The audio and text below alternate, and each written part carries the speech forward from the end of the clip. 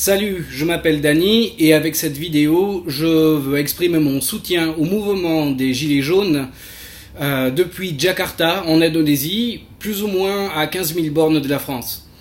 Alors, l'Indonésie, j'y suis depuis 2006 et on me demande souvent pourquoi j'ai bougé en Indonésie, parce que l'Indonésie, il n'y a pas d'assurance maladie, il n'y a pas de couverture sociale, il n'y a pas d'aide juridictionnelle, les soins sont chers, l'éducation est chère et tout marche au pognon.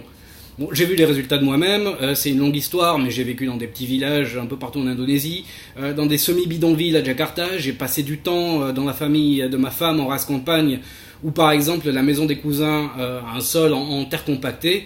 Bon, tout ça pour dire qu'en Indonésie, la classe moyenne, ça n'existe quasiment pas, et sauf quelques privilégiés, on se démène tous pour pouvoir assurer d'un mois à l'autre.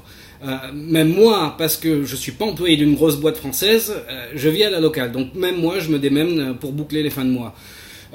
Bon, l'Indonésie c'est un archipel de 1700 îles et de 250 millions d'habitants, qui n'est indépendant que depuis 1949 et qui n'est libéré d'une dictature que depuis 1998. C'est un pays qui est ravagé par l'exploitation des multinationales, c'est un pays en voie de développement. Mais c'est un pays qui veut s'en sortir.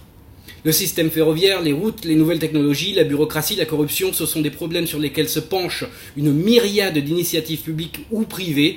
Et si niveau coordination et logistique, parce que beaucoup de monde et parce qu'à Archipel, il y a encore beaucoup de boulot à faire, tout le monde se serre les coudes.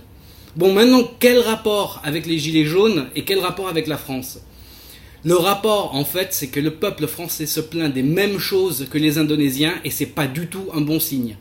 Difficulté pour trouver du boulot, difficulté pour se faire soigner, de boucler les fins de mois, les écoles et les hôpitaux surchargés, les routes en vrac, ces problèmes sont les mêmes ici et là-bas. Mais alors qu'en Indonésie, il y a un courant pour y faire face et améliorer la situation, en France, on se retrouve avec du musellement médiatique, la hausse des taxes, la baisse des aides pour les classes laborieuses et moyennes, et des fortunes dépensées par le gouvernement en voyages, en assiettes et à payer des politiques qui laissent les hémicycles vides ou qui font la sieste. Et pour couronner le tout, après l'affaire Benalla, qui est un scandale déplorable, la réponse de notre président, c'est qu'ils viennent me chercher. Je vous pose la question, à ce train-là, de l'Indonésie ou de la France, lequel des deux ressemble à un pays en voie de développement ? Lequel des deux avance et lequel des deux recule ? J'ai vécu mon enfance à la campagne, j'ai connu la pauvreté, la toilette à l'eau glacée parce que la flotte gèle dans les tuyaux, j'ai connu tirer l'eau du puits parce qu'on nous avait coupé l'eau, et plus tard, en tant qu'étudiant, survivre plusieurs jours sur un paquet de farine et quelques légumes et des biscuits à 50 centimes, j'ai connu aussi.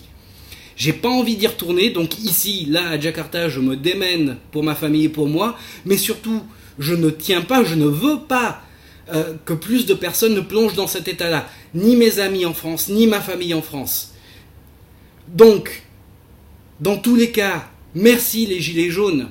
Merci pour votre voix, merci pour votre énergie. Continuez et serrez-vous les coudes, parce que même à 15 000 bornes de chez vous, il y en a qui vous supportent.